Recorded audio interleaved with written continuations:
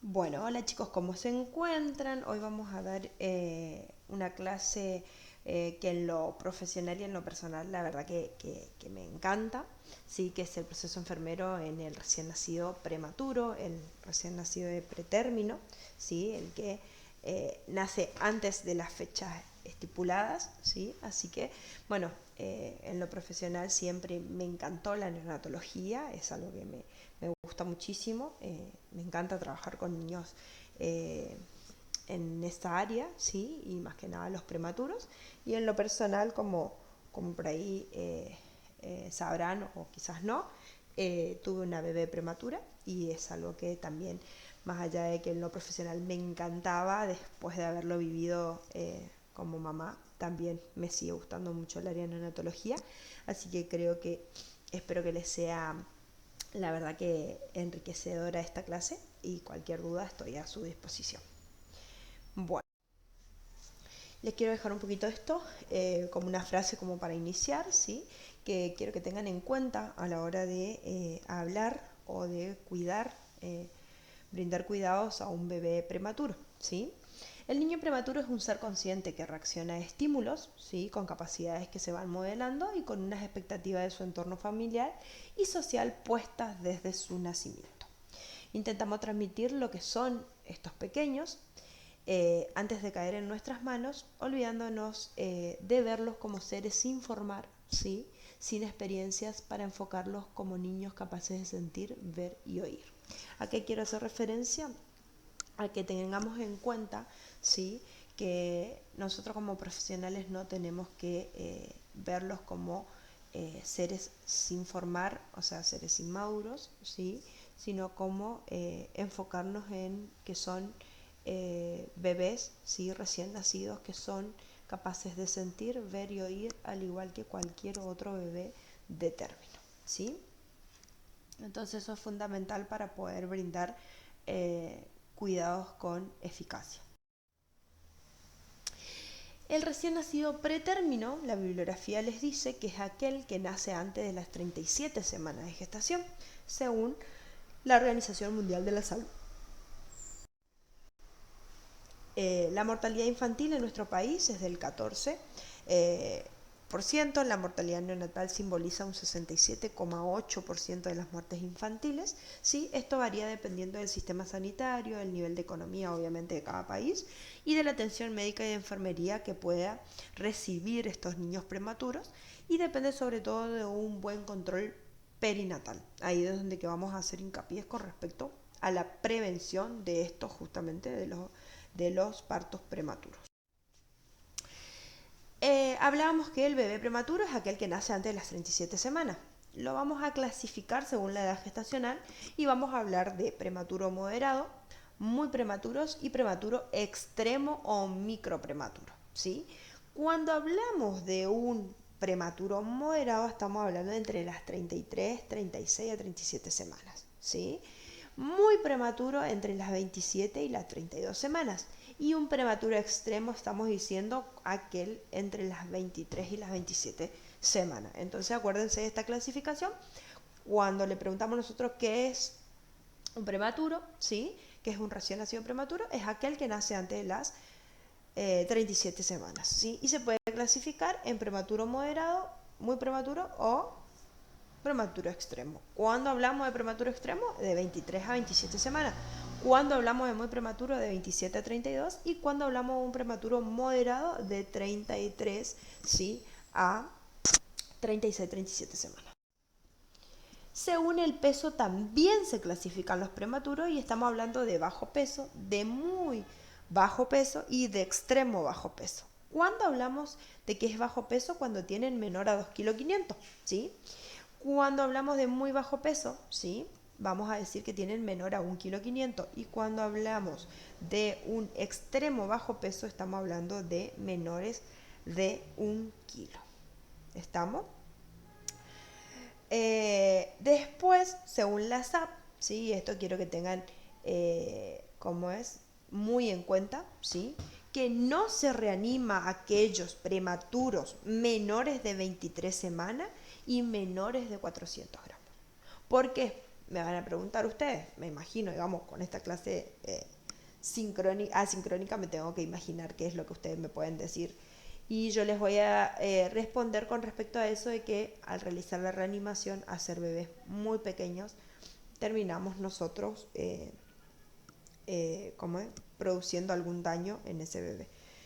No se reanima, chicos, no tienen posibilidades de vida aquellos bebés menores de 23 semanas y que son menores de 400 gramos. ¿Estamos? Eso que les quede claro porque es importante que lo sepan.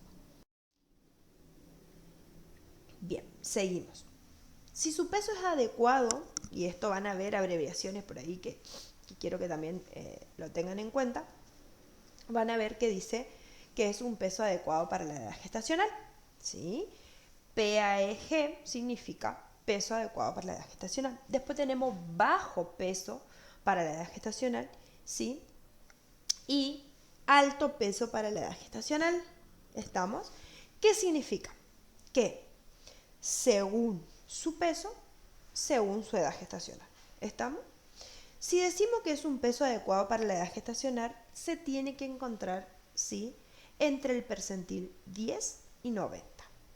Si decimos que es un bajo peso para la edad gestacional que tiene, siempre hablando del prematuro, chicos, de aquel niño menor a 37 semanas. Y según la clasificación que les di del peso, ¿sí?, menores a 2,5 kg, menores a 1,5 kg y menores de 1 kg, yo puedo decir, y según la edad gestacional, que también lo clasificamos, ¿sí?, yo puedo decir que ese prematuro de tantas semanas tiene un peso adecuado a la edad gestacional, ¿sí? Yo puedo decir que tiene un bajo peso para la edad gestacional y un alto peso para la edad gestacional. Entonces, si digo un peso adecuado, estoy hablando de un percentilo entre 10 a 90. Si hablo de un bajo peso, ¿sí?, para la edad gestacional, estoy hablando de un percentilo menor a 10. Y si digo un alto peso, o sea que son grandes para la edad gestacional que tienen, estoy hablando de un percentilo mayor a 90. Y acá les dejo una tablita más o menos para que tengan en cuenta de qué es lo que realmente quiero decir con esto, ¿sí? Abajo tienen, en la parte de abajo tienen la parte de la semana, si tiene 26, 27, 28, 29, 30, 31, 32, hasta 44 semanas. Pero si estamos hablando del prematuro, acuérdense que estamos hablando de 37 hacia abajo, 37 semanas. Y después tenemos en la parte del costado, del lado izquierdo, los pesos, ¿sí? De obviamente 500 gramos, 1 kilo, 1 kilo 500, 2 kilos, 2 kilos 500, que es lo que por ahí vamos a ver en los prematuros, esos pesos, ¿estamos? Entonces yo lo que voy a hacer es, fíjense que en la línea celeste es el percentil 10 y en la línea verde es el percentil 90, ¿estamos? Y en la línea roja es el percentil 50, que por ahí es lo que nos va a indicar que es un peso adecuado para la edad gestacional. Si yo digo que ese bebé, supongamos, tiene 32 semanas, ¿sí?, y nació de 1,5 kg, estamos hablando de que ¿qué? De que tiene un peso adecuado para la edad gestacional. Ahora, si yo digo que ese bebé de 32 semanas nació con 1 kilo, estoy hablando de un bajo peso, ¿sí?, porque es bajo peso para la edad gestacional que tiene, ¿sí?, porque se encuentra por debajo del percentil 10. Ahora, si yo estoy hablando de un 32 semanas que nació con 2 kilos, supongamos 2 kilos 100, ¿sí?, se encuentra por encima del percentil 90, entonces estoy hablando que tiene, para la edad gestacional, ¿sí?, que es prematuro, tiene un alto peso. ¿Se entendió? Bueno, ¿qué vamos a tener en cuenta a la hora de la valoración de enfermería? Lo que yo quiero que ustedes vean en esta clase es que a medida que yo les voy dando, ¿sí?, las características del prematuro, de cómo se presenta y demás, yo ya les voy a ir hablando qué es lo que vamos a valorar como futuros profesionales. Primero que nada, la recolección de datos, la historia clínica prenatal y natal es fundamental, ¿sí? Yo tengo la historia materna, ¿sí? Lo que voy a tener en cuenta son los factores de riesgo desencadenantes, que son los controles durante su embarazo, estar embarazada con más de un bebé, por ahí el parto prematuro, un factor de riesgo es justamente embarazos múltiples, mellizos, trillizos o más. Tener problemas en el útero o en el cuello uterino también es un factor para que justamente nazca prematuro los bebés. Tener problemas en el útero, en el cuello uterino, los problemas crónicos de salud en la madre, como por ejemplo las preeclampsias, las enfermedades renales, la diabetes y las enfermedades cardíacas, son muy comunes. Lo más común es la preeclampsia, ¿estamos? O la eclampsia. Ciertas infecciones durante el embarazo, como por ejemplo infecciones urinarias repetitivas, que pueden llevar a desencadenar un parto prematuro, ¿sí? Hábitos tóxicos como el alcohol, el fumar, ¿sí? También son factores de historia materna que pueden afectar para que el bebé nazca antes de tiempo. Tener un historial de previamente un bebé prematuro, ¿sí? Que ya nació, o sea, tuvo un bebé que nació antes de tiempo, como por ejemplo en este caso yo. Yo sé que en este caso, yo si puedo volver a quedarme embarazada, sé que corro riesgo a volver a tener un bebé prematuro. ¿Estamos? ¿Por qué? Porque mi historial materno ya lo tuve, yo ya hice una preeclampsia que desencadenó un parto prematuro, que terminamos una cesárea de urgencia, y yo ya sé que eso puede, mi antecedente materno ya afecta para que yo posteriormente, si quiero volver a tener otro bebé, sé que hay riesgos altos de volver a tenerlo prematuro. Madres adolescentes y mayores de 40, en este caso no fue ese mi factor de riesgo, mayor a 40 por favor, pero sí también repercute en esto, en madres adolescentes o mayores de 40 años para que puedan tener también bebés prematuros. Periodos intergenésicos cortos, ¿sí? Problemas relacionados con la placenta, también, que hablábamos anteriormente, que hablamos en la clase anterior, las placenta previa, ¿sí? El desprendimiento de placenta, que pueden suceder también, que pueden acarrear a llevar a una consecuencia como un parto prematuro. Y técnica de la reproducción asistida, porque justamente son quien recurre a estos recursos es justamente porque no pueden quedar embarazadas y eso lleva a que tengan riesgo en algún momento también de que nazcan antes de tiempo.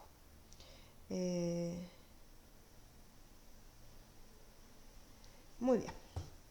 Después, estas son indispensables para el cuidado integral y para anticiparnos en la recepción del recién nacido pretérmino. Sí o sí el historial materno, chicos. Nosotros tenemos que saber todos los antecedentes de la mamá. Muy bien, bueno, continuamos entonces una vez que tenemos la parte de recolección de datos de la historia clínica con respecto al historial clínico materno. Vamos a ver las causas de prematuridad, ¿sí? De por qué los bebés nacen prematuros. Tenemos causas fetales que pueden ser embarazo múltiple, como lo decía anteriormente, ¿sí? O malformaciones. Luego tenemos las causas de iatrogenias, como por ejemplo inducción precoz al parto, que pasa, chicos, pasa. Cesárea selectiva, que por ahí, antes de que suceda, digamos, que se encadene el parto en la mamá, lo que hacen es programar la cesárea. Y por ahí uno que calcularon que podía ser de 38 semanas, termina siendo un 37, un 36 semanas, un 35, ¿sí?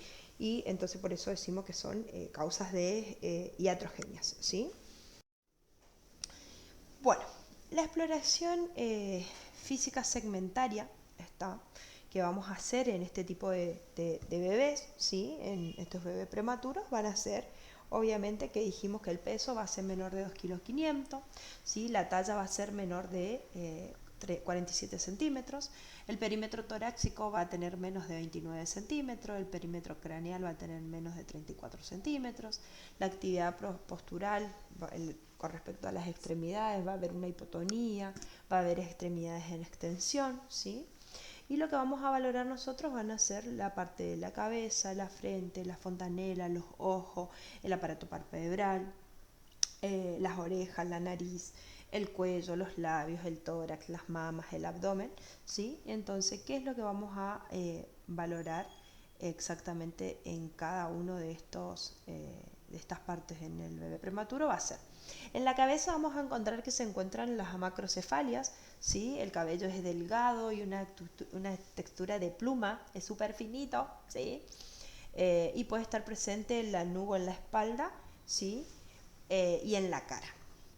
En la frente, la frente del prematuro es más amplia, los huesos craneales se encuentran blandos, ¿sí? Las fontanelas son grandes e hipotensas, generalmente no presentan el caput succedaneum como el bebé que nace de término, justamente porque esto, ni el cabalgamiento de los huesos, justamente porque esto se sucede en el trabajo del parto, entonces en el canal del parto. Entonces, como estos bebés nacen antes de tiempo, ya sean como por cesárea o por parto normal, no tienen ese proceso, ¿sí? Para poder tenerlo.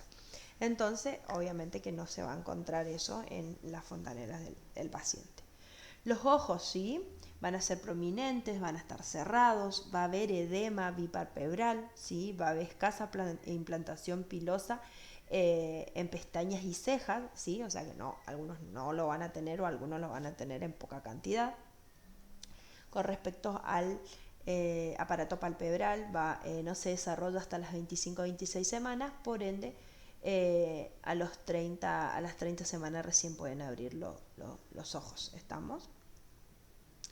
Las orejas, los cartílagos auriculares están pocos desarrollados, los surcos del pabellón justamente auricular no están completamente curvados, ¿sí? Y al doblarles la oreja, ustedes van a notar que queda como pegada, ¿sí? Justamente porque no contienen bien la parte de los cartílagos desarrollados. La nariz se va a encontrar simétrica, es pequeña, así como ven en la foto, ¿sí? Los labios van a ser prominentes, puede haber presencia de dentarias o puede que no. El cuello no se va a observar porque es, como verán en la foto, es amplio, ¿sí? No se ve un cuello bien desarrollado. La parte del tórax, el perímetro torácico va a ser menor de 30 centímetros. Las respiraciones van a ser toracoabdominal, o sea que el bebé respira la parte torácica abdominal, ¿sí? Va a haber uso de los músculos accesorios justamente por la inmadurez del aparato respiratorio. Después la parte de las mamas se van a encontrar poco desarrolladas, poco palpables, menor de 5 milímetros, el pezón apenas visual y sin areola, obviamente. El abdomen en el prematuro es sumamente característico, un abdomen globuloso, está blando, depresible, la ubicación de la cicatriz umbilical es cercana al pubis, cuando menos desarrollados existe, ¿está? Los huesos de las costillas se sienten blanditos, ¿sí? Todo por su misma inmadurez. Acá vamos a hablar de los genitales femeninos, los masculinos, cómo se van a encontrar los miembros inferiores y superiores, qué actitud va a presentar el bebé prematuro y obviamente la piel, que es sumamente importante después porque en eso vamos a entrar los cuidados de enfermerías también para prevenir infecciones. ¿Tá? Cuando hablamos de los genitales femeninos, estamos hablando que los labios mayores no van a cubrir los menores, ¿sí? Eso se van a dar cuenta, es muy característico, justamente por la inmadurez, no llegan a cubrirlos, ¿sí? Se van a encontrar matizados. En las niñas el clítoris es prominente, ¿sí? En los varones los testículos no se van a encontrar descendidos, como por ahí en el de término, sí. Las arrugas son mínimas y los testículos pueden estar en los conductos inguinales o en la cavidad abdominal aún sin haber descendidos. Los miembros superiores e inferiores tienen una longitud del pie menor de 7 centímetros. Las plantas de los pies tienen más turgencia, más arrugas, más finas y sin surcos. ¿Estamos? La actitud del recién nacido prematuro es más relajada, con miembros más extendidos, las palmas de las manos tienen pliegues mínimos, por lo que parecen lisas. ¿Estamos? No tienen muchos pliegues. Eso es la diferencia también con respecto al recién nacido de término. La piel es de color rosado intenso, son delgadas, lisa y brillante. ¿Puede haber edema? Sí, puede haber edema por la retención de líquido, con vasos sanguíneos de poco calibre, y esto tengan en cuenta porque es sumamente importante. ¿Por qué? Porque a la hora de hacer una vía periférica en estos pacientes cuesta un montón, justamente por eso, por la inmadurez, y sus vasos sanguíneos tienen muy poco calibre. ¿Estamos? Pero sí se pueden ver, son visibles por bajo la epidermis, digamos, justamente porque la piel se encuentra muy lisa y brillante, entonces bajo la epidermis nosotros podemos ver los vasos sanguíneos. Presencia de panículo adiposo, escaso obviamente, ¿sí? La fascia de anciano, es como un bebé viejito, ¿sí? Como en la foto anterior. Eh, Piel muy sensible, resalte de los relieves óseos, ustedes van a ver en la cabeza, se va a ver también muy diferenciada esa parte, ¿sí? Bueno, la ictericia precoz es muy común y persistente. ¿Por qué? Porque justamente la inmadurez está, entonces la mayoría de los prematuros terminan haciendo bilirrubinas altas, ¿estamos? La cianosis distal, que es muy común también, justamente. La presencia de lanugo en la espalda, rostros y miembros, y un unto sebáceo o vermis gaseoso. Cuando más prematuro las uñas son pequeñas, mayor superficie cutánea y pérdida calórica hay, ¿sí? O sea que cuando más prematuros, más pérdida de calor tienen justamente por su piel. Entonces es sumamente importante los cuidados de enfermería que vamos a hacer cuando nace un bebé prematuro para que esta pérdida de calor no exista. Bueno, para evaluar la edad gestacional nosotros utilizamos un test que se denomina el test de Capurro, ¿sí? ¿Qué es lo que vamos a evaluar acá en el test de Capurro? En el test de Capurro lo que vamos a evaluar es la forma de la oreja, ¿sí? El pabellón auricular. Esto lo que vamos a hacer es le vamos a dar un puntaje y acorde a ese puntaje es lo que nosotros determinamos la edad gestacional del recién nacido. ¿Qué pasa? Este test lo tenemos pegado en el área de recepción, ¿sí? Del recién nacido, y o si no, también obviamente las personas con más experiencia por ahí lo saben bien de memoria y se acuerdan porque lo hacen todos los días, digamos, a esto. Pero este método lo utilizamos en la sala de recepción del recién nacido. Lo que vamos es el famoso test de Capurro, que lo habrán escuchado en algún momento hablar, y como verán tenemos 5 cosas que vamos a valorar, que una es el pabellón de la oreja, ¿sí? El tamaño de la glándula mamaria, la formación del pezón en ese recién nacido prematuro, la textura de la piel y los pliegues plantares. Quiero aclarar que este test de Capurro lo utilizamos en todos los recién nacidos, no solo en los prematuros. ¿Estamos? Porque nos ayuda a definir la edad gestacional. Pero obviamente estamos hablando de un bebé prematuro, entonces nosotros este método en este momento le serviría de ejemplo para un bebé prematuro, pero en realidad se evalúa a todos, ya sea de término, posttérmino o prematuro. Lo que se hace es, una vez que evaluamos, ¿sí? Como por ejemplo la formación del pezón, si se encuentra o no, la areola formada, ¿sí? Si la glándula mamaria, la textura de la piel, si está muy fina, si finaliza, si está gruesa. Y lo mismo en los pliegues plantares con respecto a si presenta pliegues o no, tiene en menos cantidad, escasa, nula.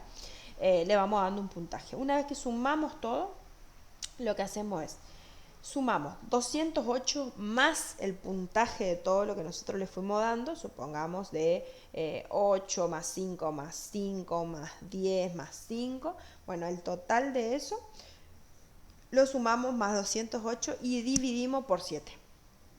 Ese, eh, ese cálculo es el que nos va a dar la edad gestacional. Por ahí tiene su falla, como todo test, ¿sí? Que en los recién nacidos de extremo bajo peso y edad gestacional por ahí no nos sirve, ¿sí? Pero para la mayoría de los recién nacidos nos sirve para calcular la edad gestacional. Después tenemos también el test de Villar, ¿sí? Que comparte características físicas y neuromusculares, como por ejemplo la madurez neuromuscular y la madurez física, ¿sí? Y acá tenemos también el puntaje que le podemos dar y si presenta obviamente la parte de la piel, el lanugo, la superficie plantar, las mamas. Este es otro test que también podemos utilizar, pero el más común que utilizamos es el test de Capurro. Esto también nos sirve para la parte neuromuscular, ¿sí? Como por ejemplo la posición, los ángulos del antebrazo, de cómo se encuentra, ¿sí? Y demás. Y acá tenemos el famoso método de Apgar, ¿sí? Que es el que utilizamos en la sala de parto al minuto que nace el recién nacido y a los 5 minutos en la sala de recepción cuando le estamos brindando todos los cuidados, ¿sí? El test de Apgar es un examen rápido que se realiza el primer y quinto minuto después del nacimiento del bebé. El puntaje en él Minuto determina que también ese bebé toleró la adaptación al ambiente extrauterino, o sea, lo acaban de sacar del útero materno. Entonces lo que hacemos es, cuando valoramos el Apgar al minuto, nosotros estamos viendo si ese bebé se adaptó a ese ambiente extrauterino al minuto de vida, ¿sí? Mientras que el puntaje de los 5 minutos indica que también está evolucionando el bebé fuera del vientre materno. ¿Qué puede suceder? ¿Sí? Que puede suceder que al minuto nació con una cianosis peribucal, ¿sí? Supongamos que terminamos dándole un puntaje de un Apgar de 6 y a los 5 minutos terminamos con un Apgar de 9. ¿Está? Acá tienen los valores, ¿sí? Y los puntos. ¿Qué es lo que vamos a valorar en el test de Apgar? La coloración de la piel, ¿sí? El ritmo cardíaco, o sea, el pulso, ¿sí? La frecuencia cardíaca, los reflejos y la irritabilidad que presenta el paciente, o sea, el gesto, el tono muscular, si hay actividad o no, y la respiración. Esos son, ¿sí? Las 5 cosas que nosotros vamos a valorar en el test de Apgar. Y los puntajes que le vamos dando van a ser 0 puntos, 1 punto, 2 puntos, ¿sí? Si la piel se encuentra azul, si se encuentra normal. Nunca el test de Apgar le va a dar un 10. ¿Por qué? Porque todos los bebés nacen con las extremidades, ¿sí? Azuladas, ¿tá? Entonces siempre ahí no terminamos dando 2 puntos, ¿sí? Entonces el puntaje máximo que en los test de Apgar te dan es el puntaje número 9, más allá que alguna bibliografía le dice el 10, pero es imposible porque todos los bebés nacen con las extremidades azuladas, entonces ahí es donde que disminuimos un punto, ¿estamos? Le dice que mayor o igual a 8 es un bebé vigoroso, de 6 a 7 hablamos de un deprimido leve, de 4 a 5 hablamos de un deprimido moderado que va a necesitar algunas maniobras para ayudarlo a respirar, y de 0 a 3 estamos hablando de un deprimido grave y que va a necesitar reanimación o resucitación cardiopulmonar. ¿Estamos? Muy bien. Después también tenemos el test de Silverman, que también evaluamos la parte respiratoria, ¿sí? Y también vemos los grados de grado 0, grado 1, grado 2, si utiliza o no, si presenta aleteo nasal, si hay quejido, si hay utilización de los músculos accesorios. ¿Está? Entonces eso nos sirve el test de Silverman para evaluar la parte respiratoria del paciente. Después tenemos la parte diagnóstica. Una vez que nosotros realizamos la valoración de este recién nacido de pretérmino, lo que vamos a hacer es la parte cardiovascular, ¿sí? La persistencia del ductus arterioso. Va a haber una persistencia de un ductus arterioso, va a haber una hipertensión arterial precoz. Es más frecuente cuando son de cuando menor es el peso, ¿sí? La tensión arterial media debe ser igual o superior a la edad gestacional, que era lo que le decía anteriormente. La parte neurológica, la susceptibilidad a la hipoxia, a los cambios de la osmolaridad y tensionales, sus vasos sanguíneos frágiles hace que el sangrado a nivel subpendimario sea frecuente con la producción de la hemorragia intraventricular y su forma más grave de infarto hemorrágico. ¿Qué significa? Que justamente por la falta de oxígeno estos bebés tienen tendencia a sangrar, ¿sí? A sangrar y a tener daño neurológico. Cuando mayor sea, digamos, el sufrimiento, mayor puede ser el sangrado y mayor el daño neurológico que queda en estos pacientes. A nivel del tubo digestivo, ¿sí? La maduración de succión y su coordinación con la deglución se completa entre las 32 y 34 semanas. O sea que si nacen antes de tiempo va a ser un bebé que no va a poder succionar y no va a poder deglutir. En realidad no va a poder por la inmadurez. Después con la estimulación y demás pueden llegar. Existen trastornos de tolerancia con la escasa capacidad gástrica. Obviamente van a ser bebés que no se van a presentar reflujo. Justamente su evacuación va a ser lenta, pueden o no tolerar la leche materna por sonda, ¿sí? Lo ideal es dejarlos en reposo gástrico durante las primeras 24-48 horas, siempre y cuando esté en condiciones, ¿sí? La motilidad del intestino es pobre y con frecuencia se presentan retrasos de evacuación y meteorismo. Déficit más persistente de la absorción de las grasas y de las vitaminas liposolubles. y es el factor de riesgo de las famosas enterocolitis necrotizantes, justamente porque si el intestino sufrió hipoxia porque tuvo falta de oxígeno, si nosotros lo alimentamos a tempranas horas, puede sufrir una enterocolitis necrotizante y eso puede ser muy, muy grave para el paciente. La inmadurez hepática y la demora del tránsito digestivo hace que sea más frecuente la hiperbilirrubinemia, que era lo que le decía hoy, son pacientes que sí o sí se van a terminar poniendo ictérico, amarillo, sí, el bebé se puso amarillo. Bueno, en los prematuros es muy frecuente justamente por la inmadurez hepática. Y menor vida media de los eritrocitos, que también hacen que esto pase.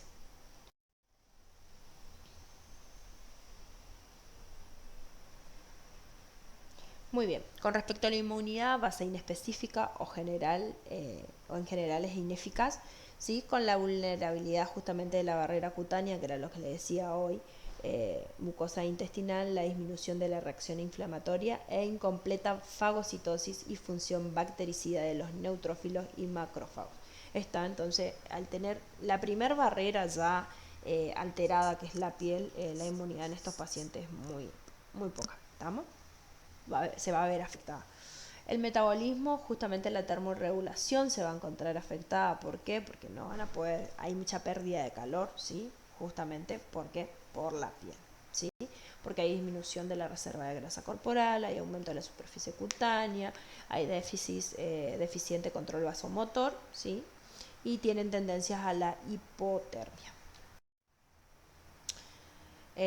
Con respecto al nivel renal, el agua que representa más del 80%, ¿sí? Que es portador de inmadurez renal justamente, que le impide la reabsorción correcta del sodio, está, y agua filtrada, junto con la incompetencia para la excreción de valencias ácidas y el adecuado equilibrio de la excreción de fósforo y calcio. O sea que todo eso va a tener un déficit, ¿sí? Justamente por la inmadurez renal. Las necesidades hídricas son elevadas y deben manejarse los aportes controlados en las primeras horas. Va a haber oliguриas, ¿sí?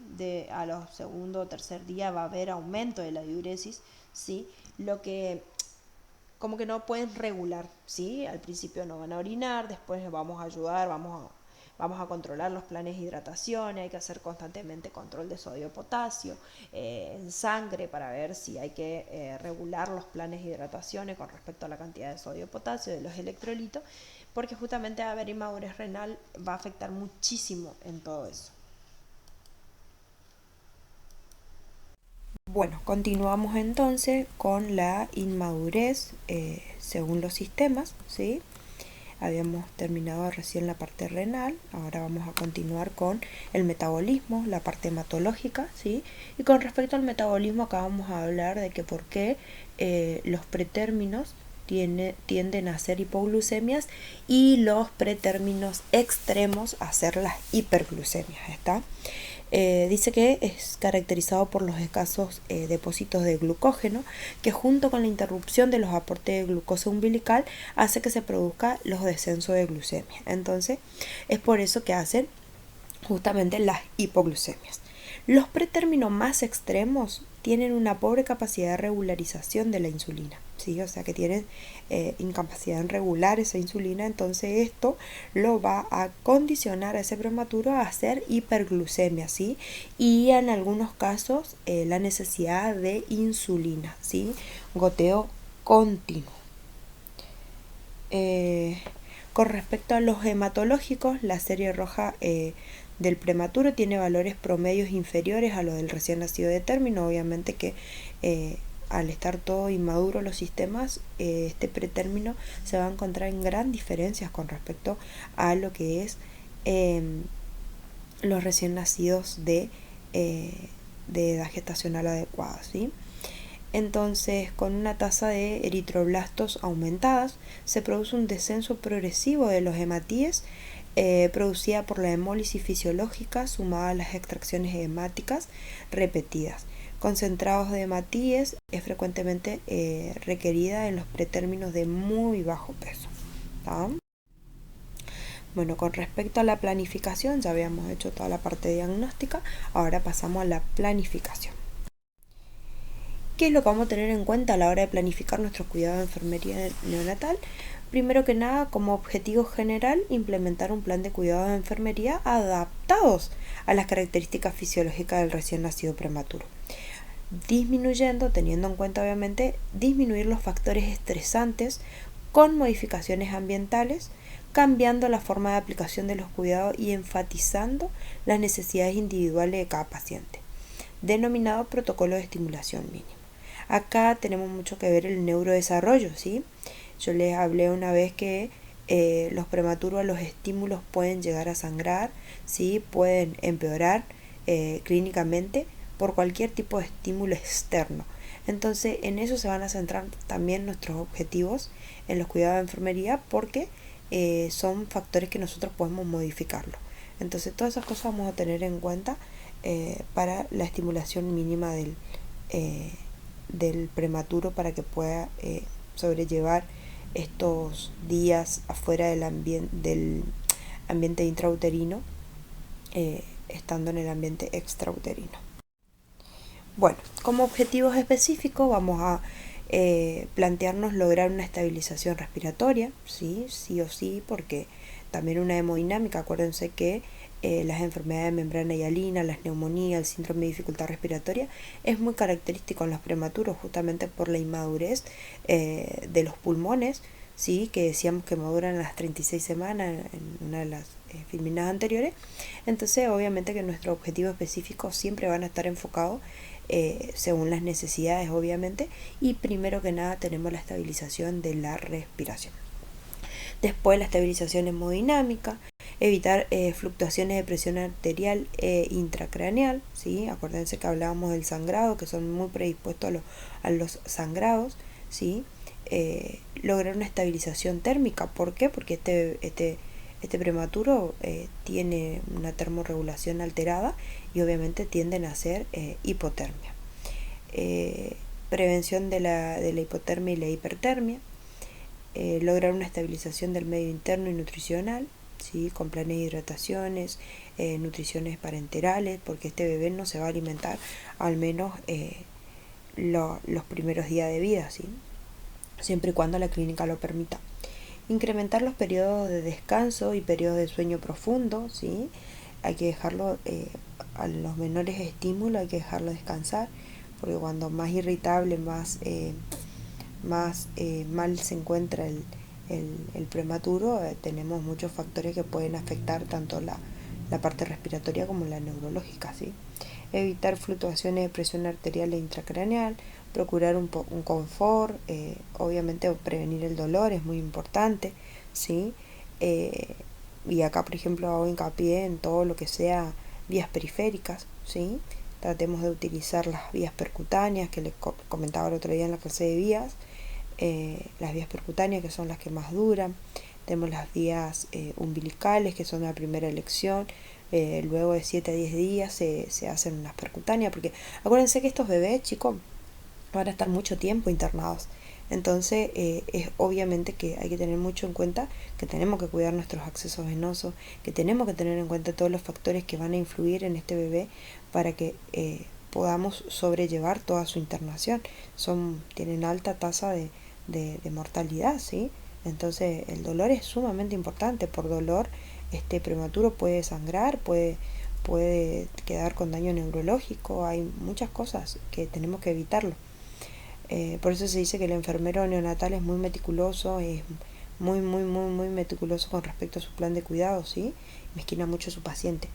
Modificar el ambiente para reducir los elementos causantes de estrés, como por ejemplo el ruido, la luz, ¿sí? Disminuir iatrogenias e infecciones nosocomiales.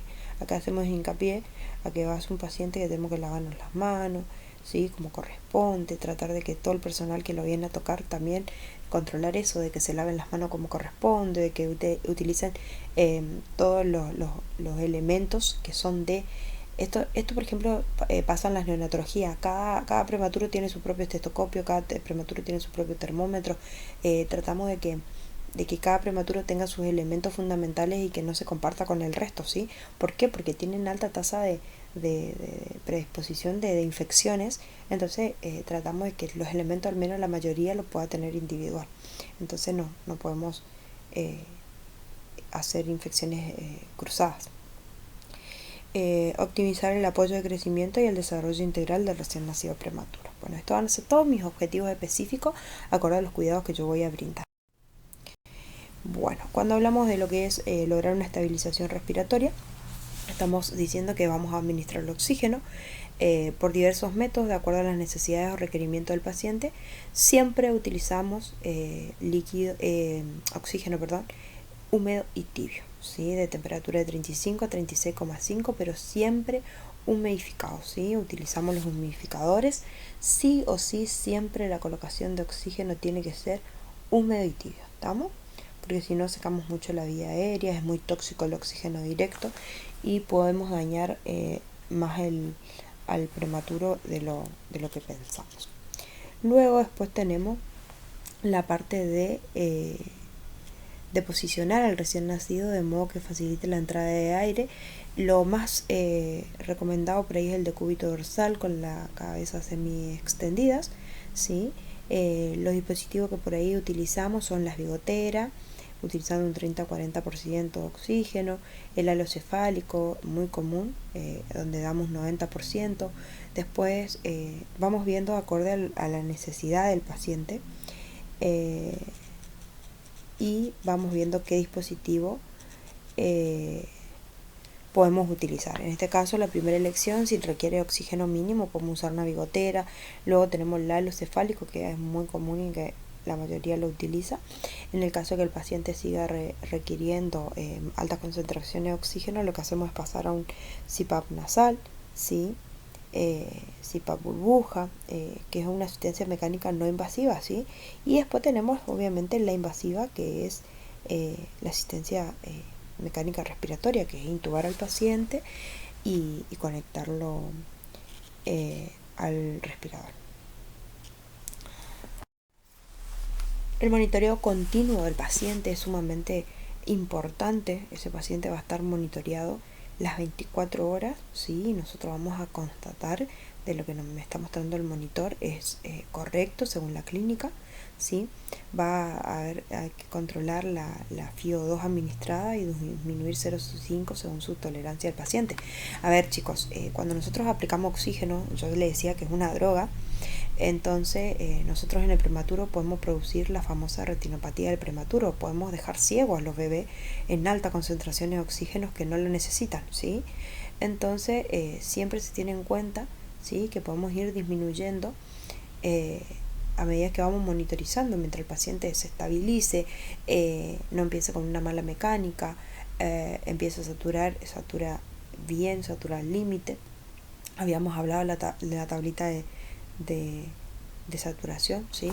Entonces, cuando hablamos un poquito de la valoración, ahí hablamos un poquito de lo que tenemos en cuenta a la hora de la administración de oxígeno y cuál es la saturación deseada, ¿sí?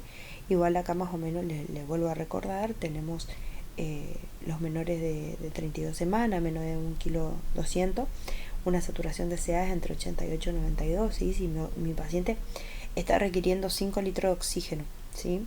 Y me está saturando 100% con una cardíaca de 130, 120, quiere decir que le está sobrando oxígeno, ¿sí? Si yo bajo ese oxígeno, supongamos con un oxígeno por halo, yo bajo ese oxígeno y lo dejo en 3 litros y ahí mi paciente continúa con una frecuencia cardíaca normal, una frecuencia respiratoria de 40 respiraciones por minuto, pero yo veo que su saturación disminuyó, pero me satura el 93%. Y yo digo, es normal, ¿sí? Esa concentración de oxígeno que disminuí es la adecuada en este momento. La saturación, la frecuencia cardíaca se encuentra bien, no tiene quejido, no está utilizando los músculos accesorios, no tiene mala mecánica, el paciente está bien, a los estímulos responde, no se puso cianótico. Entonces voy disminuyendo lentamente, no se saca el oxígeno bruscamente, se disminuye en pequeñas cantidades que decimos 0,5 y vamos controlando, ¿sí? Bueno, la presión arterial media, voy a tener en cuenta también la frecuencia cardíaca, la temperatura, valorar la clínica del paciente con la dificultad para respirar. Siempre, chicos, la clínica es soberana, siempre me encantaría que ustedes se reciban y que uno pueda ver que manejan la clínica del paciente, que se dan cuenta qué está pasando, qué está mal, qué está bien en el paciente, y que sepan compartirlo con el equipo y decir, mire doctor, mire kinesióloga, no me gusta este paciente, me parece que se obstruye cuando kinesiamos, me parece doctor que lo ideal es esperar que se estabilice para hacerle una kinesio. Podemos compartir con el equipo siempre y cuando nosotros fundamentemos. Nosotros somos los que estamos el mayor tiempo con el paciente y somos los que conocemos al paciente. Entonces es bueno saber la clínica, ¿sí? Para poder intercambiar estas opiniones y tomar decisiones con el equipo. La intubación endotraqueal en los pacientes más graves, obviamente, y en el caso de reanimar, menor presión requerida. Cuando reanimo, trato de que la PIP, la presión que le doy en el bolseo, sea mínima, ¿sí? Para no, obviamente, explotar lo que es un pulmón o producir un neumotórax, por ejemplo, por decirle, explotar es una manera de decirle, producir un neumotórax, ¿estamos? La aspiración de la vía aérea es sumamente importante. Debe realizarse según criterio y no de forma rutinaria. ¿Por qué? Porque vamos a terminar lesionando solo si es necesario, ¿sí? No las primeras 24 horas, reducir luego 3 veces por día o según necesidad. ¿Por qué? Porque vamos a terminar lesionando esa vía aérea y eso va a producir dolor y es una invasión al prematuro y podemos producir otro tipo de daño. Entonces, según necesidad, siempre trato de ver las necesidades primero. Se sugiere utilizar un sistema de aspiración cerrada. El sistema de aspiración cerrada se utiliza cuando el paciente está intubado, ¿sí? Que es como una sonda, un dispositivo que viene que en el medio tiene como, por decirle para que se lo imaginen, una llave de 3 vías, uno conecta a un lado, cierra la parte de lo que está conectado hacia el respirador y abre el circuito para que ingrese la sonda para aspirar. Después retiramos la sonda, giramos y vuelve a conectarse, digamos, el circuito del respirador para la parte respiratoria del paciente. Después se debe instilar suero fisiológico en mínima cantidad para las secreciones espesas, entonces para que esas secreciones se vuelvan un poquito más fluidas y nosotros podamos aspirar y tener éxito y no se tapen los tubos endotraqueales, que es muy común. Acuérdense que son muy chiquitos, tenemos tubos de 2, de 2,5, de 3, 3,5, que son los que más utilizamos en pediatría, en neo, perdón, y la verdad que son, al ser muy finos calibre, por ahí con muchas secreciones en el paciente neonatal se tapan. Si son espesos se tapan y eso puede ser muy grave. Entonces siempre tenemos que estar según necesidad aspirando y tratamos de fluidificar esas secreciones con un poquito de fisiológico y aspiramos. Obviamente que se hacen placas de controles, ¿sí? Rayos X.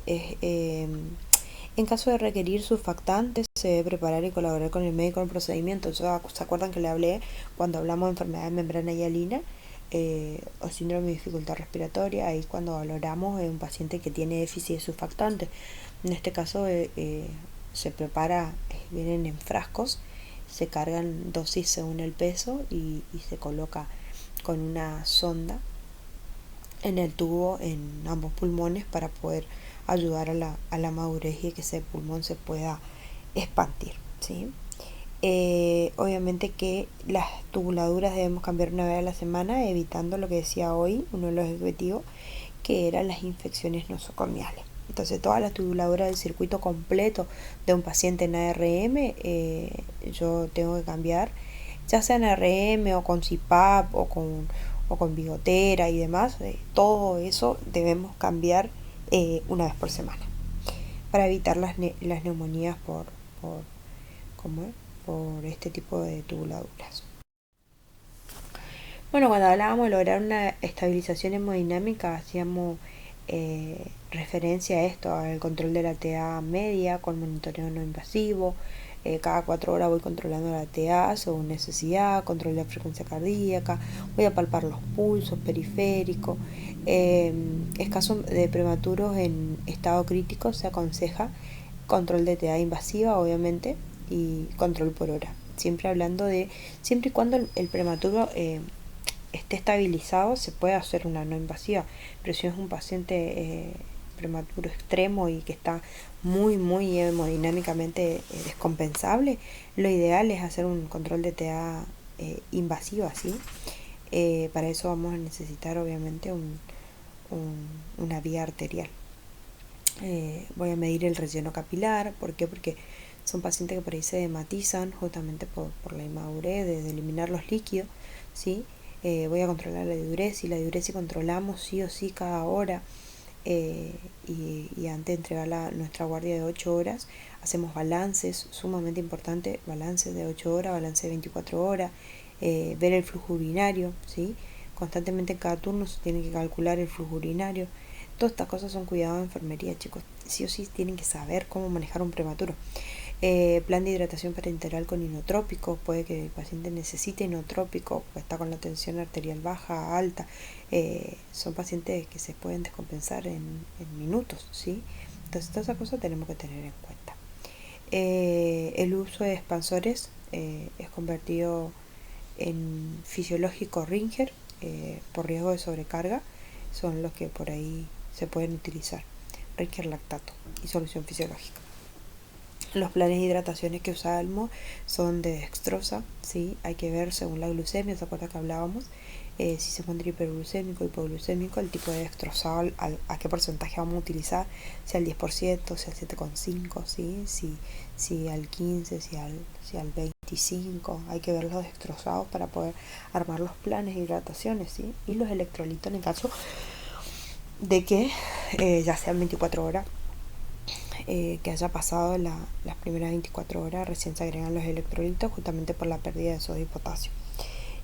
Vamos a evaluar si hay pérdida de sangre, si hay presiones invasivas demasiado altas, si existe el conducto arterioso, si se cerró, si no se cerró, monitoreo cardíaco, ¿sí? Todas estas cosas vamos a tener en cuenta. Lo que se desea lograr, ¿qué es lo que deseamos lograr en la atención del recién nacido? Bueno, esa es una de las imágenes que ustedes verán. Este es un bebé prematuro ya grande, obeso diría, que se encuentra en una servocuna. Vieron que las servocunas contienen monitoreo continuo, ahí tiene una bomba de infusión que todavía tiene un plan de hidratación. Como verán, la temperatura que maneja esa servocuna es de 36 y nada más.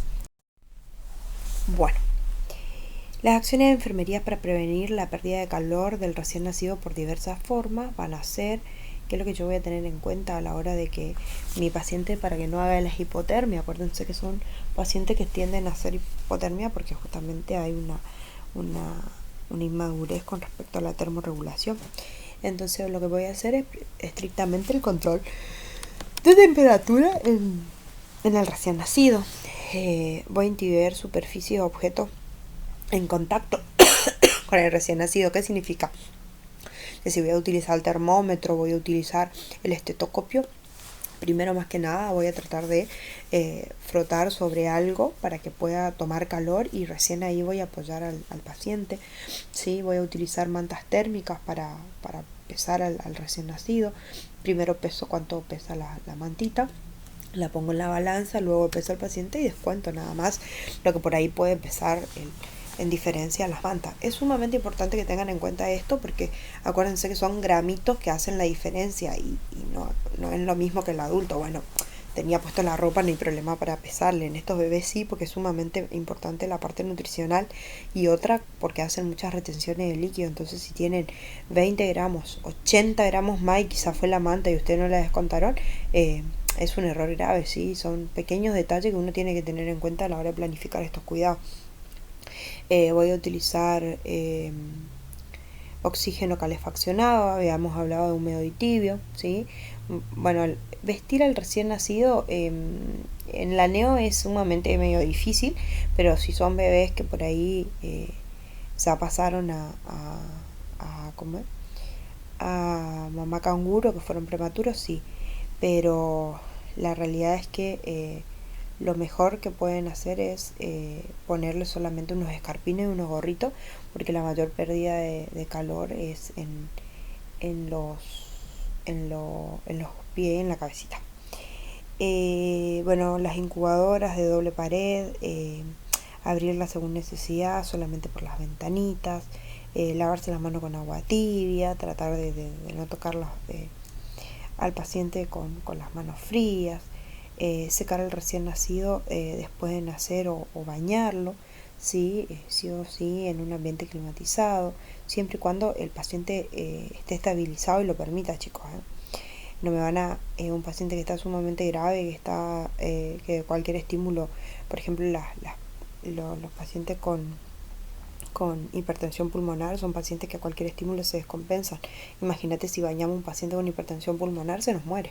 Entonces todas esas cosas también tenemos que tener en cuenta. Estos son cuidados en generales, pero obviamente que ustedes tienen que tener en cuenta qué tipo de pacientes se lo van a brindar. Está, bueno, contar con un gorrito seco precalentado, bajo calor radiante los baños, utilizar cobertor plástico. Para el traslado deben hacerse en incubadora de transporte. Las incubadoras de transporte, por ejemplo, si quieren llevarse a un estudio y es en otro lado, no en esa institución, puede utilizar la incubadora de transporte, pero que estén bien con respecto a la temperatura, ¿sí? Entonces todo eso tengo que tener en cuenta. Las intervenciones de enfermería, ¿sí? Que vamos a decir, vamos a mantener humedades altas durante los primeros 10 días, los primeros 3 días de vida, el grado de humedad debe estar por encima del 80%, me refiero a la humedad de la incubadora, ¿sí? Programar la humedad al máximo sin que se produzca una condensación. Voy a comprobar los niveles de agua y temperatura del calentador de gases, eso todo en la incubadora. Mantenimiento de las incubadoras, cambiar cada 3 días mientras utilizamos humedades altas y posteriormente cada 7 días. O sea que cada 3 días nosotros podemos cambiar de incubadora y al paciente. ¿Por qué? Porque si utilizamos mucha humidificación podemos predisponer, digamos, a el acúmulo algún tipo de algún tipo de bacterias o hongos o lo que sea. Entonces tipo se cambia la incubadora cada 3 días. Y en el caso de que no utilicemos humedades altas, cada 7 días podemos cambiar. Bueno, con respecto a la estabilización del medio interno y nutricional, vamos a tener lo que les decía anteriormente, voy a colaborar en la canalización umbilical, que ni bien nace el bebé, hasta 7-10 días podemos utilizar la canalización umbilical. Recuerden que son 2 arterias, una vena, entonces podemos tener una canalización umbilical arterial para sacar los laboratorios y no es necesario pincharlo al paciente. Vamos a tener una canalización venosa para nuestro plan de hidratación, para nuestras medicaciones. Todo se maneja estrictamente estéril, las canalizaciones umbilicales. Y con respecto a las vías percutáneas, después de 7-10 días, una vez que se retira la umbilical, voy a poder realizar una vía percutánea en una vía percutánea en este tipo de pacientes que me pueden durar 21 días, 30 días. Acuérdense, como les decía anteriormente, son internaciones súper prolongadas. Entonces voy a tener en cuenta que el acceso venoso, cuando menos lo invada, y va a ser mucho mejor, ¿sí? Para evitar justamente infecciones o cualquier tipo de complicación. El aporte de glucosa endovenoso en los primeros 3 días con dextrosol 10 a 70 mililitros kilogramos día sin electrolito los primeros 3 días, luego administrar sodio y potasio, que era lo que les decía hace un rato, que a las 72 horas van a recién agregar los electrolitos por la pérdida de sodio y potasio, pero los primeros días se pone un dextrosol al 10% y en el caso de que sufra algunas alteraciones de la glucemia se va cambiando el dextrosol. El control de estado ácido base ionograma cada 12 horas los primeros días, ¿sí? Si yo tengo una canalización umbilical arterial, puedo sacar el estado ácido base sin ningún problema y no estoy invadiendo ni pinchando al paciente. El control sí o sí de dextro una vez por turno, que significa que tengo que controlar la glucemia una vez por turno, por lo que justamente decíamos hoy que hay alteraciones de la glucemia. En los menores de 1,2 kg, comenzar con aporte de aminoácidos las primeras 24 horas, ¿sí? Que significa que están las nutriciones parenterales que se pueden utilizar para administrar endovenosa al paciente, que contiene el primer aporte de aminoácidos. Voy a iniciar aporte oral con leche materna exclusiva, no se inicia con otro tipo de leche, lo antes posible, ¿sí? sea una indicación médica. Incentivo materno, obviamente, que tenemos que hablarle a la mamá, le tenemos que dar todas las instrucciones de cómo hacer para producir, para tener mejor producción de leche, para poder sacarse, extraerse. Eh, Obviamente que el inicio de la parte de la leche materna va a ser lento y progresivo por sonda orogástrica, siempre y cuando el paciente no lo permita. Acuérdense que la sonda orogástrica en el recién nacido prematuro lo va a utilizar hasta que empiece a succionar. Está una vez que el recién nacido, ¿por qué? Porque si le ponemos nasogástrica estamos obstruyendo la vía aérea y es un paciente que ya está con dificultades justamente la parte respiratoria como para que nosotros le agreguemos. Entonces sí o sí los sondajes se hacen orogástricos. ¿Hasta cuándo va a tener el sondaje orogástrico? Hasta que el paciente empiece a probar succión, ¿sí? A estimular succión, entonces ahí recién pasa a ser nasogástrico y no tenga ningún dispositivo que necesita administrar oxígeno, ¿está? Después, bueno, ¿qué más? En el caso de no alimentarse por vía enteral, iniciarlo más tempranamente las nutriciones parenterales, que ya les dije. Correcciones de hiperglucemia o hipoglucemia, administración de calcio endovenoso. Bueno, volviendo a las correcciones de hiperglucemia se hacen con la dextrosal 10, ¿sí? Siempre a 10 por kilo y súper bien. Eso es la manera de corregir las hiperglucemias. Y las hipoglucemias, las hipoglucemias corregimos de esa manera y las hiperglucemias con la insulina. Perdón, me mezclé. Administración de calcio endovenoso, tener cuidado en la ocultación de frecuencia, obviamente la frecuencia cardíaca. ¿Por qué? Porque esto produce bradicardia extrema. Si yo paso en forma rápida y no bien diluida, puedo producir un paro cardiorrespiratorio.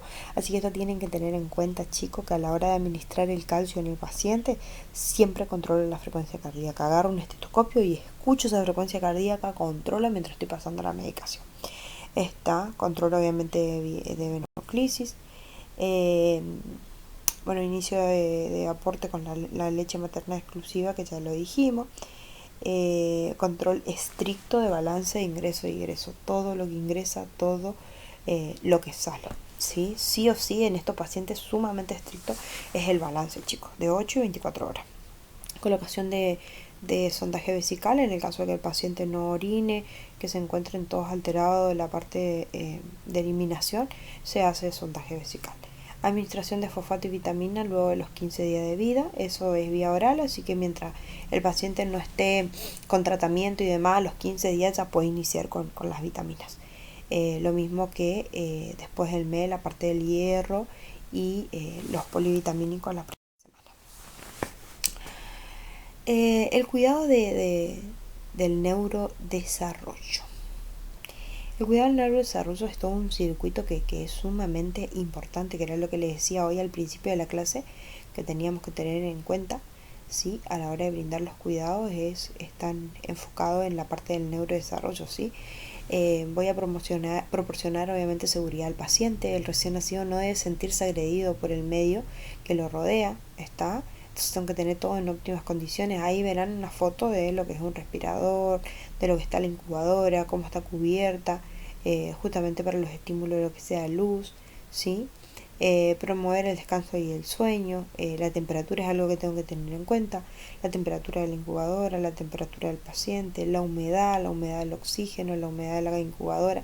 Tengo que tener en cuenta para que esa termorregulación se mantenga estabilizada. La luz y los ruidos, cuando menos luz y ruidos hay, es mejor para el paciente, recibe menos estímulos, ¿sí?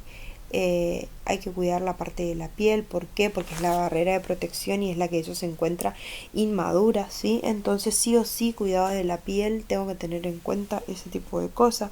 Evitar el dolor, que era algo de lo que hablábamos anteriormente, y sobre todo, sumamente importante, cómo cuidamos el neurodesarrollo, que ese bebé tenga contacto materno o paterno, siempre y cuando les den las condiciones.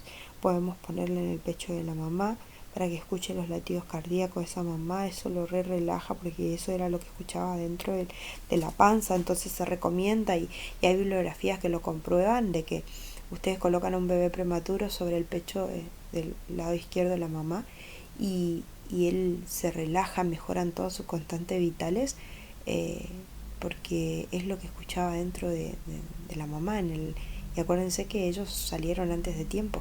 Entonces como que tenemos que tratar de brindarle todo un ambiente que se parezca en algo al ambiente intrauterino.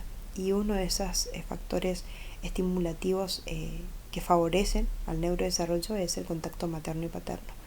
Pero materno sobre todo, hacer esto, colocarle sobre el pecho de la mamá del lado izquierdo, que ese prematuro sienta los latidos cardíacos de la mamá y creo que es el mayor acto de amor en uno de los cuidados de enfermería que podemos brindar.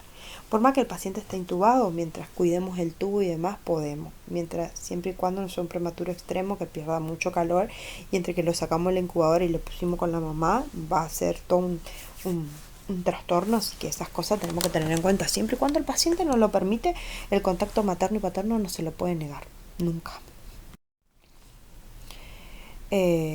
Bueno, lo que hay que también es prevenir las lesiones de la piel, que era lo que les decía hace un rato, sí, hay que tener mucho en cuenta eso, chicos, la parte de las lesiones. Entonces, como verán en la imagen, el tema de las cintas, eh, la parte del monitoreo, fíjense que tiene todos los electrodos, entonces todas esas cosas son cosas que lesionan, entonces tenemos que tener muy en cuenta eso, ¿está? Se debe contar con un acceso venoso seguro, que le decíamos recién, una percutánea, un catéter, lo que podamos, ¿sí? Se debe tener gran cuidado cuando les quita cualquier tipo de fijación, ¿sí? Cualquier tipo de fijación porque saca piel del prematuro y eso es sumamente grave y predispone a muchas infecciones. En los prematuros menores de 1 kilo voy a usar protectores o barreras cutáneas, ¿sí? Voy a monitorear con cuidado los sitios de punción. De existir infiltración o flebitis, voy a retirar inmediatamente la vía venosa. Tengo que controlar sumamente eso, chicos. O lo mismo, tengo que controlar mi vía si voy a pasar un calcio, ¿sí? O voy a pasar cualquier tipo de medicación porque puedo hacer una extravasación, se puede quemar el paciente, etcétera, etcétera. También los cambios posturales cada 4 horas, como máximo, obviamente, dependiendo de la gravedad del paciente. El descanso y sueño, se recomienda un sistema de horarios. Solo las urgencias dice que justifica manipular fuera de horario al paciente, así que eso también lo tienen que tener en cuenta. Solamente si un paciente que no está estabilizado, obviamente que ahí sí lo podemos manipular las veces que sea necesario, pero si un paciente que está estabilizado y demás, tengo que poner horarios para controlar todas mis cosas y todas las tareas que tengo que hacer. Entonces eso tengo que tener en cuenta, ¿sí? Control de signos vitales cada 4 horas, los pacientes deben estar monitorizados, los vasos umbilicales deben ser cateterizados, el control del peso, si el niño está en ventilación mecánica, ¿sí? Entonces todas estas cosas yo tengo que tener en cuenta a la hora del descanso y sueño. Bueno, con respecto a las consideraciones ambientales, que vamos a tener en cuenta con todo lo que le rodea al prematuro, que hablábamos que cualquier factor puede ser desencadenante de algo para este prematuro. ¿Cuál va a ser el objetivo? Disminuir el impacto ambiental para favorecer el desarrollo neuromotor. El feto crece en el interior de una cavidad muy débilmente iluminada. Por el contrario, el niño ingresado a la unidad de cuidados intensivos neonatales está expuesto permanentemente a la luz brillante sin variaciones entre el día y la noche. ¿Está? Entonces ahí primero que nada la primera estimulación que tenemos es la luz. Entonces si ellos en el ambiente intrauterino tienen una escasa luz casi nula, imagínense en la neo con toda la luz todo el tiempo prendida. Entonces eso, por ejemplo, estimula y hace muy mal a los bebés. El ruido también de la unidad de cuidados intensivos neonatales no se debe sobrepasar a los 45 decibeles, ¿sí? Debemos hablar bajo, nadie debe gritar, los monitores no deben estar tan fuerte programados, no debemos poner música, no debemos poner nada, escuchar algo en el celular, nada, no se usa celulares en realidad dentro de la neonatología, así que todo lo que sea ruido y sobrepase los 45 decibeles yo lo tengo que evitar para este bebé prematuro. Se ha demostrado que el disminuir la intensidad de luz facilita el descanso, mejora los patrones de comportamiento del niño, aumenta los periodos de sueño, disminuye la actividad motora, la frecuencia cardíaca, las fluctuaciones de tensión arterial y aumenta la ganancia de peso. Por eso es sumamente importante que tengamos en Bueno, acá también otro cuidado, vamos a evitar los ruidos bruscos, un poco más de lo que ya dijimos, quitar el choque de los elementos de la sala, intentar aislar a los recién nacidos graves lo más estable. ¿Por qué? Porque obviamente que si se encuentran graves, nosotros estamos trabajando con ese recién nacido y seguimos haciendo ruido y demás, y que puede afectar al recién nacido que está estabilizado, es prematuro ahí al lado nuestro, ¿está? Entonces siempre los más graves van a un sector y los que están estabilizados ya a otro. Las paredes de la incubadora funcionan como un aislante de la voz o caja de resonancia de ruidos, dice, ¿sí? Intentar aislar al recién nacido con fototerapia de los demás recién nacidos. Por ejemplo, si son pacientes con bilirrubinas altas y tenemos que colocar en luminoterapia, son pacientes que lo vamos a aislar. ¿Por qué? Porque la luz es intensa y, como es, puede dañar. Alternar periodos de claridad moderada, apagar las luces en determinados periodos ciclo del día o noche, intensidad lumínica mínima, apto para trabajar. No colocar objetos sobre la incubadora, lo que se llama madera, oxímetro y demás. Trato de mantenerlo lo más limpio posible, ni nada que haga ruido y estimule al paciente. Hablar en tonos bajos, lo absolutamente necesario. No utilizar radio en la UCIM, es sumamente prohibido. Colocar señales de advertencia en la unidad. Responder rápidamente a las alarmas. O sea, suena una alarma, un paciente se hipotensó, supongamos, listo, tú pongo en silencio esa alarma y ya acciono, porque las alarmas en alrededor también pueden alterar al resto estimular al resto de prematuro. Instaurando horarios de siesta y evitando estrictamente los procedimientos, siempre y cuando el paciente esté estabilizado. Eso tengan en cuenta, chicos. Instalación de catéter central percutáneo. Tengo que elegir el momento que el paciente esté estabilizado y que ya haya descansado. Otra cosa, los parámetros para medir en decibeles, teniendo en cuenta el grado de tolerancia, dijimos 45 decibeles. La voz normal del adulto oscila entre los 50 y 60. Las alarmas, las radios entre los 45 y 86. El abrir la ventanilla de la incubadora son 95 decibeles. Y el motor de la incubadora, como suena, digamos, es 50-86 decibeles. O sea, imagínense todo lo que nosotros tenemos que disminuir los ruidos para que sean de 45 decibeles. Los sonidos benéficos para los bebés es la voz humana suave, música clásica y sonidos uterinos. Bueno, evitar el dolor, que cómo lo vamos a evitar. Tenemos objetivo que es mejorar la calidad de cuidado, procurar el confort y prevenir el dolor, disminuir el gasto calórico, evitar fluctuaciones de presión arterial o intracraneal. Y ¿por qué debemos evitar el dolor? ¿Cuál es la fundamentación? Estudios recientes revelan que los prematuros y recién nacidos de término tienen una capacidad nocioceptiva completa. El complejo sistema nervioso del neonato muestra muy diversas respuestas a los estímulos ambientales. El dolor tiene como objetivo principal proteger y ocurre cuando existe una lesión tisular. Las terminaciones nerviosas se encuentran en la piel y en otros tejidos. Por eso es sumamente importante evitar el dolor. Tener en cuenta para cuidar la piel del bebé, que voy a tener que utilizar guantes y materiales estériles. Guantes estériles, chicos, nos manejamos con guantes estériles. El baño diario, siempre y cuando esté estabilizado el paciente y se pueda. Evitar hiperestimulación, evitar el uso de jabones alcalinos, siempre a jabones neutros.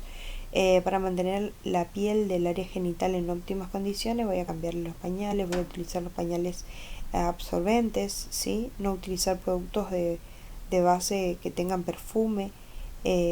Utilizar jabón y agua, ¿sí? Para tratar la dermatitis del pañal, que es lo más común, utilizar los siguientes métodos. Voy a identificar primero la causa. Voy a utilizar cosas que sean libres de alcohol, como por ejemplo las lesiones, la crema antifúngica, pero sin alcohol. Y cuando sea necesario realizar una asepsia con solución de yodo, utilizar lo mínimo posible y solo en el área específica, ¿sí? Si no, lo ideal en realidad es la clorexidina al 2%. Lo que usamos en la neonatología para desinfectar y demás es la clorexidina al 2%. ¿Cuáles van a ser las intervenciones de enfermería para evitar el dolor? Vamos a evitar las manipulaciones bruscas e innecesarias, vamos a ayudar a calmar al recién nacido, vamos a realizar aspiración endotraqueal solo cuando es necesario, que era lo que decíamos hoy, planificamos la extracción de sangre, yo les daba ejemplo de esto, tratábamos de ponernos de acuerdo que cuando venía el de rayos, la de laboratorio y la doctora, que podamos tocarle todo en una sola vez, entonces planificamos todo ese tipo de procedimientos externos. Utilizar como mecanismo de reducción del dolor la succión no nutritiva, ¿sí? Por ejemplo un chupete, evitar la punción del talón con la lanceta, por el momento siempre y cuando no sea necesario, facilitar la autorregulación, es decir, el esfuerzo en que el recién nacido está haciendo para ajustarse al dolor y al estrés, y la postura es un mecanismo de defensa frente al frío. Obviamente que tenemos que tener en cuenta que la estimulación temprana y la promoción del vínculo afectivo padre-hijo son estrategias que han demostrado ser muy prometedoras al mejorar la evolución de los prematuros de muy bajo peso al nacer. Sí, es sumamente importante una estimulación temprana para tener excelentes resultados. Después también tenemos el método canguro. El método canguro es una práctica originaria en Bogotá, en Colombia. Se utilizan, las neo de acá no tienen el método canguro, pero las neo de resistencia sí tienen un servicio que es de canguro.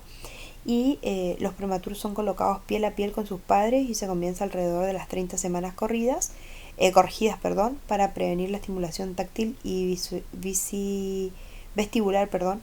Además, el calor de sus padres provoca la organización psicológica también tanto del padre como del prematuro. Cuando están estabilizados, cuando solamente están para engorde, digamos, para que aumenten de peso, se van a cangurear al servicio de canguro, donde ellos están metidos en el delantal de la mamá y están todo el día en contacto con su mamá y seguimos alimentándolo y demás para su posterior alta. A eso se le llama método canguro. Bueno, otra sugerencia de estimulación en la parte visual, en la parte auditiva, en la parte oral y motora, es que la parte visual voy a colocar cartones plastificados y lavables con imágenes de blanco y negro u otras, con colores fuertes de alcance visual del recién nacido, cuando esté, por ejemplo, con luminoterapia. Al atender al bebé voy a buscar facilitar que éste mire el rostro de la persona que le brinda los cuidados, ¿sí? Es importante porque ellos reconocen nuestra voz, nos reconocen. Disminuir la iluminación para que el recién nacido abra el ojo. La parte auditiva, obviamente, se recomienda la música clásica, suave, por periodos breves de 10 minutos. En oportunidad de la visita de los padres, incentivarlo a hablarle suavemente al bebé por periodos breves. La parte motora, los ejercicios físicos del recién nacido deben ser guiados por un kinesiólogo, que le realice sesiones diarias de estimulación también. La parte oral, utilizar la succión no nutritiva durante la alimentación por sonda, o sea que mientras el paciente está recibiendo su leche materna por la sonda nasogástrica u orogástrica, lo que puedo hacer es, mientras tanto, estimular con un chupete la succión.